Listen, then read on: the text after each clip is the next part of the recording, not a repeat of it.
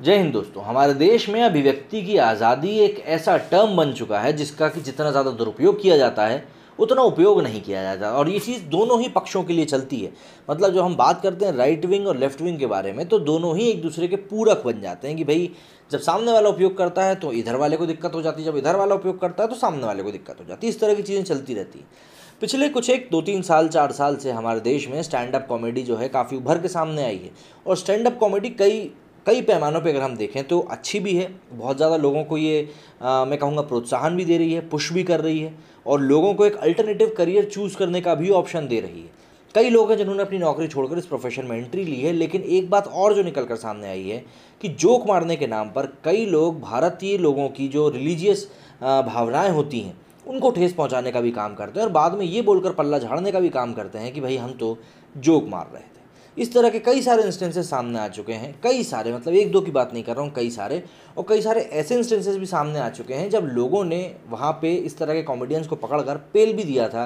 कई ऐसे मामले भी सामने आए जिसमें कि एफआईआर भी हो गई, बहुत सारी घटनाएं हुई हैं। लेकिन यहाँ पे एक पूरे समाज की धार्मिक भावनाओं को आहत करने का काम किया जा रहा था। अब अभी कुछ दिनों पहले एक ऐड रिलीज़ हुआ जिसमें कि भाई बताया गया किस तरीके से एक तरफ से घास डाली जाएगी, दूसरी तरफ से दूध निकलेगा। अब बाद में पता चलता है कि भैया यहाँ पे गैया की बात चल रही है। यहाँ पे मैं बात कर रहा हूँ स्टोरिया नाम की कंपनी की, जिसने अपना एक मिल्क शेक का ऐड अभी लॉन्च किया है। और ये ऐड काफ़ी ज़्यादा गुदगुदाने वाला है, मैं तो यही कहूँगा, क्योंकि जिस तरीके से उस ऐड को फिल्माया गया है और जिस तरीके से उसमें दो लोगों का अडेप्टेशन किया गया है वो बहुत ही ज़्यादा मज़ेदार है। उसको देख के कोई भी गुदगुदाएगा ही सही। लेकिन बात वही आ जाती है अभिव्यक्ति की आज़ादी। अब इस ऐड में अगर मैं आपको बताऊं तो मॉक किया गया है राहुल गांधी को और सोनिया गांधी को। तो राहुल गांधी जी के जो एकदम बिल्कुल चरम भक्त हैं, जो उनके चमचे हैं, उनको ये बात बिल्कुल भी नागवार गुजरी कि भाई आखिर कैसे कोई उनके मतलब सरकार का इस तरीके से मजाक उड़ा सकता है। हालांकि ये ऐड सच्चाई के बहुत करीब है, लेकिन फिर भी भाई मजाक तो मजाक होता है, और अपनों को मजाक आप मतलब नहीं, ऐसा अपनों को झेलते ही नहीं बनता है मजाक, सीधी बात ये। अब ऐड तो था जो अपनी जगह वो था, उसमें राहुल गांधी जी को बहुत अच्छे तरीके से मिमिक भी किया गया, मतलब एकदम ऐसा लग रहा था सच्चाई टपक रही है इस ऐड में से। लेकिन बात वही है ना, फिर बात आ जाती है फ्रीडम ऑफ एक्सप्रेशन की, फ्रीडम ऑफ स्पीच की। अब हमारे देश में कई सारे ऐसे लोग हैं जो कि इस मुद्दे के ऊपर लगातार बात करते रहते हैं कि भाई भारत में जो अभी करंट सिनेरियो चल रहा है इसमें आप किसी भी तरीके से मतलब फ्रीडम ऑफ स्पीच का गलत उपयोग नहीं कर सकते। और फ्रीडम ऑफ स्पीच का अगर आप गलत उपयोग करना जाएंगे तो कई लोग हैं जो कि आपको स्कूल का पाठ पढ़ा देंगे और आपको ये बता देंगे कि भैया आप किस तरीके से और कितने हद तक जाकर गलत काम कर रहे हो। लेकिन वहीं भारत में ऐसे भी कई लोग हैं जो कि इस चीज़ की वकालत करते आए कि भैया फ्रीडम ऑफ स्पीच होनी चाहिए, सब होना चाहिए। अब यहाँ पे इन लोगों की बात मैं क्यों कर रहा हूँ, क्योंकि दरअसल बम्बई में जो स्टोरिया का ऑफिस है वहाँ पे कांग्रेस के कुछ वर्कर्स पहुँचे जो कि बिल्कुल बिल्कुल तगड़े बिल्कुल वर्कर्स थे। वहाँ पे जाकर उन्होंने भयंकर तोड़फोड़ मचाई, लोगों को परेशान किया। मतलब जाहिर सी बात है बाद में पुलिस ने उनको डिटेन कर लिया, वो सब चीज़ें हुई, लेकिन मुख्य रूप से उन्होंने सामने जाकर पहले तोड़फोड़ करी। अब मुद्दा ये निकल कर आता है कि भारत के जो बुद्धिजीवी लोग हैं जो कि काफ़ी पढ़े लिखे हैं, इनके नाम मैं आपको कुछ को बताऊं, कुणाल कामरा, राजदीप सरदेसाई, फरहान अख्तर, अभिषेक बनर्जी, स्वरा भास्कर, ध्रुव राठी, ये लोग हमेशा से ही जिस तरह की फ्रीडम ऑफ स्पीच को लेकर, अभिव्यक्ति की आज़ादी को लेकर जो चीज़ें सामने आती हैं उनको लेकर एक नैरेटिव ये सेट करते हैं कि भैया हमारे देश की जो अभिव्यक्ति की आज़ादी है वो कहीं गायब हो चुकी है। और जब भी ऐसे किसी मामले में कोई भाजपा वाला इन्वॉल्व होता है या कोई आरएसएस वाला इन्वॉल्व होता है या फिर कोई हिंदू इन्वॉल्व होता है, मैं तो यहाँ तक बोल देता हूँ, तब ये लोग इस बात को लेकर बिल्कुल जाहिर तौर पर सामने आ जाते हैं कि भैया अभिव्यक्ति की आज़ादी कहाँ चली गई।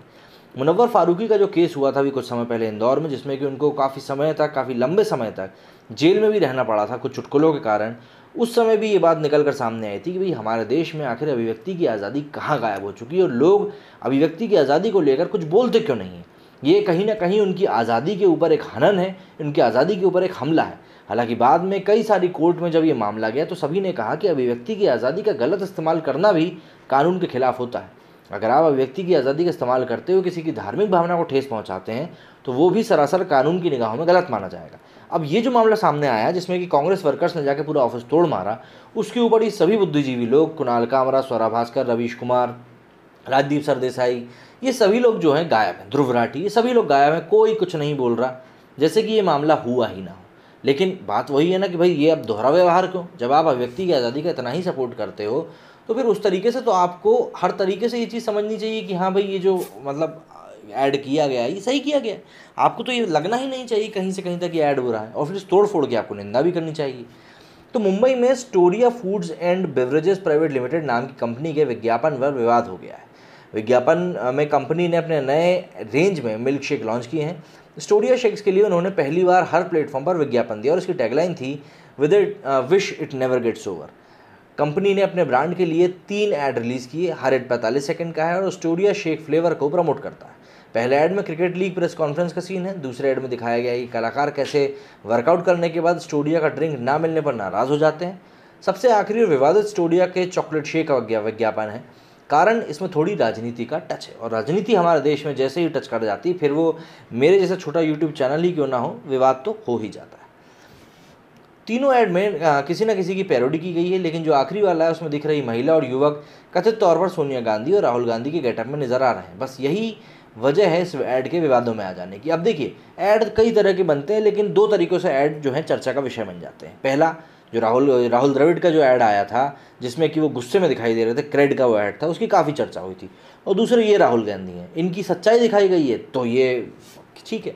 इसमें देख सकते हैं कि शेक पी रही है और ख़त्म होने के बाद दुखी मन से कहती हैं इट्स ऑल ओवर। इसके बाद उसका बेटा कहता है डोंट वरी मम्मी, मैं एक ऐसी मशीन बनाऊंगा, इधर से घास डालूंगा और उधर से दूध निकलेगा। इतने में वो महिला कहती है कि बेटा वो मशीन नहीं, गाय होती है। थोड़ी देर में उसे स्टोरिया का चॉकलेट शेक मिलता है और अपने बेटे की बातें सुन वो पूछती है कि ये कब ओवर होगा।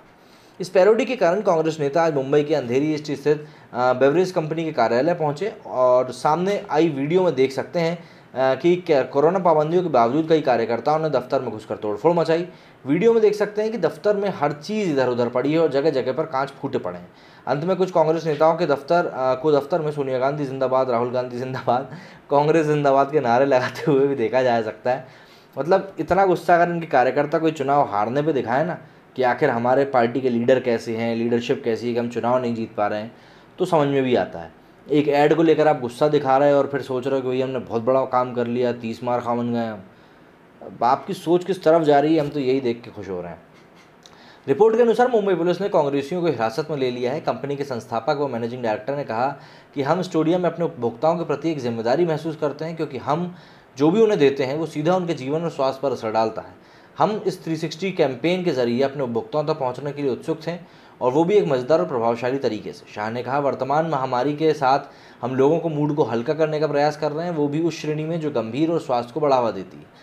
ये अभियान हमारे मिलेनियल्स और जनरल जेड के साथ महत्वपूर्ण ब्रांड के विचार को बढ़ाने का एक शानदार तरीका है। इसका फॉर्मेट सबसे अच्छा, पैरामेडिकल और प्रभावशाली। तो इस तरीके से सभी की प्रतिक्रिया सामने आ चुकी है। लेकिन अभी भी जो हमारे देश का लिबरल गैंग है, जो कि अभिव्यक्ति की आज़ादी को लेकर हमेशा ही प्रखर रूप से मोर्चा संभाले रहता है, झंडा लेकर आगे चलता है, उसकी बात अभी भी सामने नहीं आई और वो लोग अभी भी चुप्पे साधे बैठे हुए हैं। न जाने ये लोग कब सामने आएंगे, कब इस तरह की घटनाओं को लेकर इनकी निंदा ही कम से कम करेंगे। क्योंकि भाई इनके थ्रू अगर कोई बात सामने आती है तो जाहिर सी बात है थोड़ा तो सबको फील होगा कि चलो भाई बोल रहे हैं, नहीं तो फिर वही दोगलापन सामने आ जाएगा। और फिर जब आप किसी दूसरी पार्टी को लेकर ये कहोगे कि इनकी हिपोक्रेसी सामने आ गई, हमने इनकी हिपोक्रेसी को एक्सपोज कर दिया, तो लोग उस बात को हल्के में लेंगे। इसीलिए अभिव्यक्ति की आज़ादी का अगर आप समर्थन करते हैं और चाहते हैं कि अभिव्यक्ति की आज़ादी इस देश में यूं ही बनी रहे, तो आपको इस तरह की घटनाओं के ऊपर आके भी बोलना चाहिए।